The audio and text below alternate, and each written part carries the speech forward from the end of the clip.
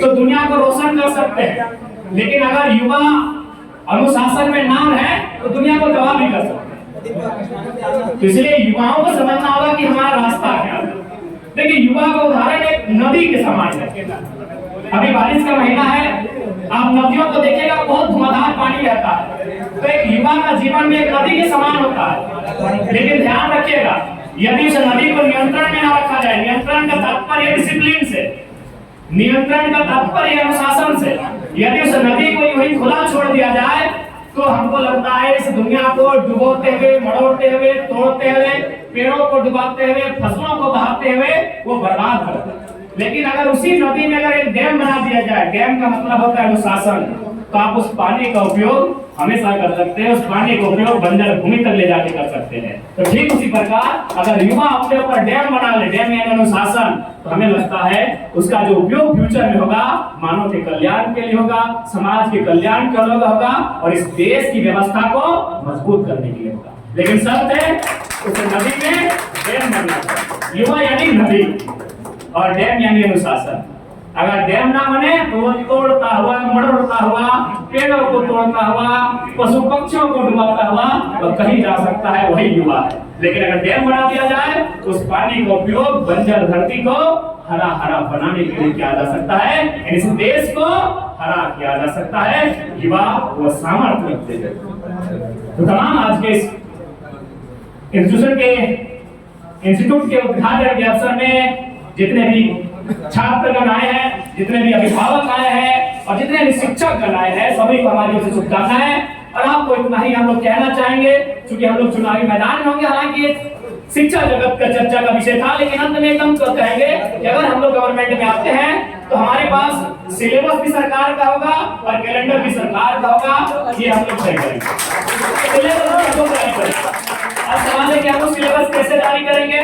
तो हम लोग जितने भी कोचिंग चलाने वाले प्राइवेट के जितने भी शिक्षक हैं या फिर जो डायरेक्टर हैं, उनसे हम लोग कहेंगे कि आप एक सामूहिक कंपटीशन लीजिए। वो सामूहिक कंपटीशन अगर हजारीबाग में होगा तो गांधी मैदान में लीजिए, धनबाद में होगा तो बॉल मैदान में लीजिए, गिरडी होगा तो झंडा मैदान में, सामूहिक कंपटीशन लीजिए और उस कंपटीशन से हर एक जिला से 5-5 स्टूडेंट को आप भेजिए, जिनमें 3 टॉपर होंगे, एक एवरेज होगा और एक फेलर। हम उन 24 जिला के उन 5-5 स्टूडेंट से मिलेंगे। जब हम सिलेबस को तय करेंगे, अगर हम सरकार में आते हैं तो हम लोग उन 24 जिला के, यानी एक जिला में 5 यानी 24 5 120 होगा ना, 5 सबके 120 करते सलाह हम लोग अच्छा नंबर लाए भैया। 120 बच्चों के साथ बैठे थे, 3 बच्चे कौन होंगे जो टॉप करेंगे, एक बच्चा होगा जो एवरेज मार्क्स लगा और एक बच्चा जो फेल कर देगा। हम देखिए वही हमारा स्टूडेंट है, हम उसके लिए भी आए, ऐसा नहीं हम देखिए टॉपर को दुनिया पूछती है। हम एक ऐसी व्यवस्था बनाएंगे कि जो फेलियर हो जाएगा हम उन बच्चों को भी एक को प्रत्येक जिला से बुलाएंगे कि आखिर आपका कारण क्या है, आपको किन सवालों से दिक्कत हुआ, कौन सी चीजें आपके माइंड में सेटअप नहीं हो पाई, या फिर सिलेबस में कितनी गहराई चीज आप समझ नहीं पाए। हम क्या संशोधन करेंगे कि आप अगली बार फेलर की लिस्ट में ना होंगे, टॉपर की लिस्ट में होंगे। तो नो डाउट 5 बच्चे होंगे, टॉपर को दुनिया पूछती है तो आप 3 को रखेंगे, एक एवरेज को रखेंगे और एक फेलियर बच्चे को रखेंगे। 120 बच्चों को बुलाएंगे, उनके साथ 4 घंटा 5 घंटा का डिस्कशन होगा। उसके बाद झारखंड सरकार खुद अपना सिलेबस तय करेगी। मार्केट में हम सिलेबस लेके आते हैं, कोई मनाही नहीं है, लेकिन अंततः में जो भी सवाल होंगे सरकार का जो सिलेबस जारी होगा उसके अधीन होगा। क्योंकि हमारे पास सिलेबस नहीं होने के कारण क्या होता है, बहुत दुनिया, बताइए सिकंदर, अब बताइए माराडोना, अब बताइए ब्राजील का अमेजन जंगल, कितना डेगा खोपड़ी में भाई। अब बताइए जेटेट का सिलेबस, ऐसा लग रहा है जैसे जेटेट का ना हो के यूपीएससी का सिलेबस। तो इसलिए सिलेबस को भी हम लोग चर्चा करेंगे। सिलेबस बहुत इंपॉर्टेंट है, सिलेबस सीधा दिमाग में असर करता है और दिमाग को ही विनाश करता है। इसलिए एजुकेशन को सरल बनाना है तो हम लोग उन सारी चीजों को अप्लाई करेंगे जो आपके बीच से छड़ कराएंगे। देखिए हर एक चीज को हम लोग नहीं जानते, कुछ चीजों को आप जानते हैं, कुछ चीजें आपके डायरेक्टर जानते हैं, कुछ चीजें हम लोग जानते हैं। तो जब सबको बैठाएंगे तो आप निश्चित रहिए, हम लोग अगर किसान के लिए कानून बनाएंगे तो किसानों के बीच बैठ के बनाएंगे, अगर मजदूरों के लिए कानून बनाएंगे तो मजदूरों के बीच बैठकर बनाएंगे, अगर छात्रों के लिए कानून बनाएंगे तो छात्रों के बीच बैठकर बनाएंगे।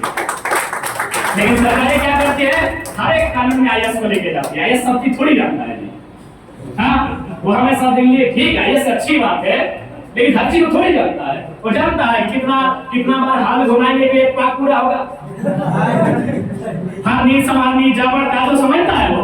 तो फिर किसान कानून वो कैसे बनाएगा तो भाई ठीक है आईएएस सबको समान करते हैं, लेकिन आप बताइए किसान के लिए अगर हम कोई नियम बनाएंगे एक आईएएस समझेगा?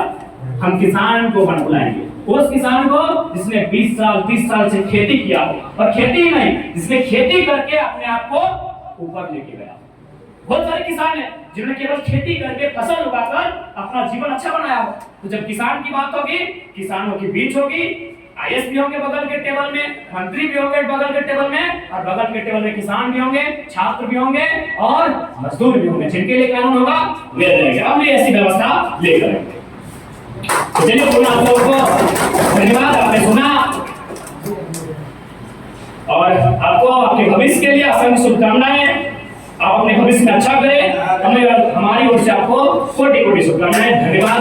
आपके संस्थान को हम शुभकामनाएं देंगे, आगे बढ़े फले फूले, और हम यहाँ के डायरेक्टर महोदय से आग्रह करेंगे, क्योंकि मिडिल क्लास फैमिली के मैक्सिमम बच्चे होते हैं, थोड़ा इनको समझिएगा और इनका जो शुल्क है, अगर 2-4 बच्चे ऐसे आएंगे जो शायद आपको ना बता पाए, थोड़ा समझिएगा, क्योंकि हम लोग भी देखे उस दौर को कि बड़ा मुश्किल से मतलब ट्यूशन की जुगाड़ करके लेके जाते थे। उस दौर को बड़ा करीब से हम लोगों ने देखा है, और कोने में क्योंकि लगता था नहीं सबके सामने बात करें तो बेइज्जती वाला फीलिंग ना हो, तो जब सब छोटे बच्चे छुट्टी में चले जाते थे तो सर से बोलते थे सर थोड़ा प्रश्न बात है, सर 200 फीस नहीं दे पाएंगे, हम ऐसे 100 दे पाएंगे।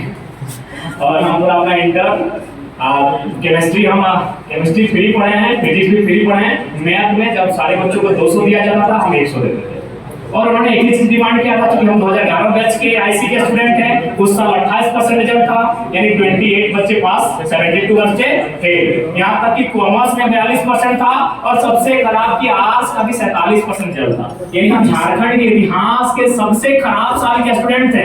इसीलिए हमारे सर ने एक ही कहा था कि बाबू तुम फी नहीं दे रहे, अच्छी बात है, रिजल्ट देना। विश्वास कीजिए हम 90 स्टूडेंट थे, 6 बच्चों ने रिजल्ट लिया था, उनमें से मैं भी था। और जब हमको मिठाई लेके तो मुझे याद है 8 रसगुल्ला था व्हाइट कलर का, जब टीचर को खिलाने के लेके गए थे तो बैठा के उल्टा हमको ही खिलाते, क्योंकि 90 में 6 स्टूडेंट। तो उस दौर को हम लोग देखे हैं। तो खैर ज्यादा नहीं, आप सभी को शुभकामनाएं और जय हिंद जय भारत।